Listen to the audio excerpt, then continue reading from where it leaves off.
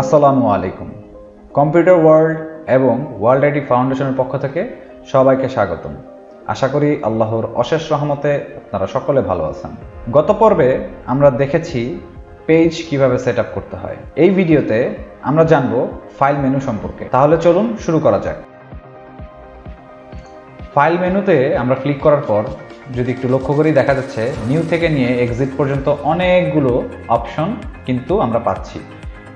প্রথমে যেটা আছে সেটা হচ্ছে ওপেন। ওপেনের কাজ হচ্ছে নতুন কোনো ডকুমেন্টকে ওপেন করা। তার মানে আমরা এখানে ডাবল ক্লিক করে সেই ডকুমেন্ট বা ইমেজকে আমরা ওপেন করতে পারি। এরপর যে অপশনটি আছে ব্রাউজ এন্ড ব্রিজ, এটা আলাদা একটা সফটওয়্যার, সো এই অপশনটাকে আমরা স্কিপ করব।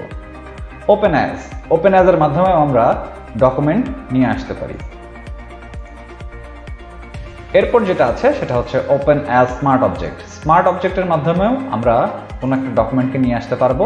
তবে এখানে একটু চেঞ্জ আছে। সেই চেঞ্জটা হচ্ছে, আমরা যদি একটু খেয়াল করি, এইখানে লেয়ার থাম্বনেইলের মধ্যে কিন্তু কোনো আইকন দেওয়া নেই।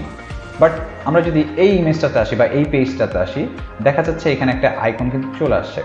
সো এইটা মূলত স্মার্টলি ওপেন করে। ওপেন অ্যাজ স্মার্ট অবজেক্ট দিয়ে কিভাবে কাজ করতে হয় সেটা আমরা পরবর্তী কোনো টিউটোরিয়ালে দেখব।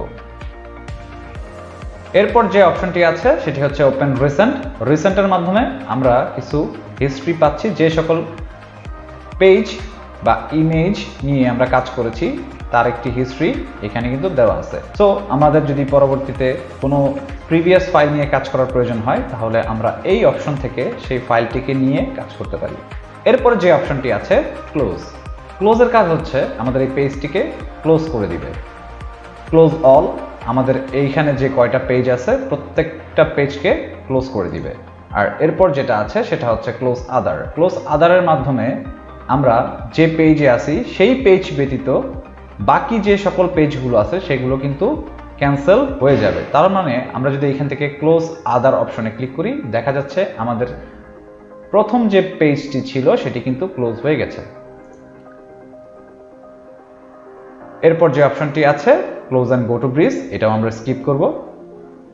এরপর এখানে দুইটি অপশন পাচ্ছি, সেভ অ্যাজ। আমরা কোনো ফাইলকে যদি সেভ করতে চাই, তাহলে সেভ অ্যাজ এর মাধ্যমে আমরা সেই ফাইলটাকে সেভ করতে পারি। আমরা যদি সেভ অ্যাজ এ ক্লিক করি, ক্লিক করার পর আমাদের এইখান থেকে লোকেশনটাকে সেট করে দিতে হবে।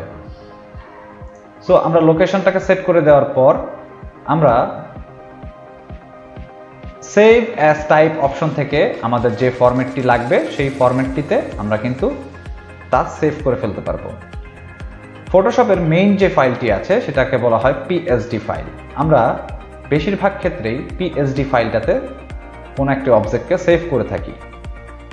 এরপর যে ফরম্যাটটি আমরা ইউজ করে থাকি সেটি হচ্ছে জেপিইজি, সেটি হচ্ছে প্রিভিউ ফাইল। প্রিভিউ দেখার জন্য আমরা জেপিইজি ইউজ করে থাকি। এরপর আমরা পিএনজিতেও সেভ করে থাকি। সেটি ব্যাকগ্রাউন্ড ট্রান্সপারেন্ট থাকে, সেটা ব্যাকগ্রাউন্ডে কোনো কালার থাকে না। এরপর প্রিন্টের জন্য পিডিএফ করা হয়, সো আমরা পিডিএফ করেও বা সেভ করে থাকি। তো এই সকল ফরম্যাট দিয়ে আমরা মূলত একটি পেজকে সেভ করে ফেলতে পারি। এরপর এটাকে যদি কন্টিনিউ সেভ করতে হয়, তাহলে আমরা সেভ অথবা Ctrl+S প্রেস করে আমরা কিন্তু সেই ফাইলটিকে অনায়াসে সেভ করে ফেলতে পারি। এরপর যে অপশনটি আছে সেটি হচ্ছে রিভার্ট। রিভার্টের কাজ হচ্ছে পূর্বের পজিশনে ফিরিয়ে নিয়ে যাওয়া। আমরা এখানে যদি নর্মালি কোনো কাজ করে ফেলি এবং পরবর্তীতে আমার যদি মনে হয় যে এটাকে পূর্বের যে পজিশন আছে সেই পজিশনে ফিরিয়ে নিতে হবে, তাহলে আমরা ফাইল থেকে রিভার্ট অপশনে ক্লিক করলে আমাদের পেজটি কিন্তু পূর্বের পজিশনে চলে যাবে। এরপর যে অপশনটি আছে সেটি হচ্ছে এক্সপোর্ট। এক্সপোর্ট থেকে quick export as PNG, export as, export preference, এই সকল অপশন থেকে আমরা জেপিইজি অথবা পিএনজি ফরম্যাটে সেভ করতে পারি। লেটেস্ট যে ভার্সনগুলো আছে সেগুলোতে জেপিইজি অথবা পিএনজি ফরম্যাটে সেভ করার জন্য আমাদের এক্সপোর্ট অ্যাজ থেকে সেভ করতে হয়। এরপর যে অপশনটি আছে শেয়ারের মাধ্যমে আমরা আমাদের এই ইমেজটিকে অন্য কোনো সফটওয়্যার বা মেইলে কিন্তু শেয়ার করতে পারবো। এরপর যে অপশনটি আছে শেয়ার অন বিহান্স, তার মানে আমরা এই ইমেজটাকে বিহান্স একটি মার্কেটপ্লেস, যে প্লেসে আমরা চাইলেই এই ইমেজটাকে আপলোড করতে পারবো অথবা শেয়ার করতে পারবো। এরপর যে অপশনটি আছে search Adobe stock. Adobe stock একটি মাইক্রোস্টক সাইট। এরপর যে অপশনটি আছে প্লেস এমবেড প্লেস লিঙ্ক। এই প্লেস এমবেড প্লেস লিঙ্কের মাধ্যমে আমরা এই যে পেজ যেটা দেখা যাচ্ছে এই পেজের উপরে কোনো একটি ইমেজকে সেট করতে পারবো। আমরা যদি প্লেস এমবেডে চলে যাই, এইখান থেকে আমাদের নতুন কোনো ইমেজকে যদি আমরা ডাবল ক্লিক করি তাহলে দেখা যাচ্ছে আমাদের এই পেজের উপরেই আমাদের নতুন একটি পেজ চলে আসছে। সো প্লেস এমবেড অথবা প্লেস লিঙ্কের মাধ্যমে আমরা আমাদের পেজের উপরে ডকুমেন্ট, নতুন কোনো ডকুমেন্ট বা নতুন কোনো পেজ বা ইমেজকে নিয়ে আসতে পারবো। এরপর যে অপশনটি আছে সেটি হচ্ছে ফাইল মেনু। ফাইল মেনুর কাজ হচ্ছে এইখান থেকে আমরা আমাদের ফাইলটাকে কিছু সেটআপ বা কিছু চেঞ্জ করে নিতে পারবো।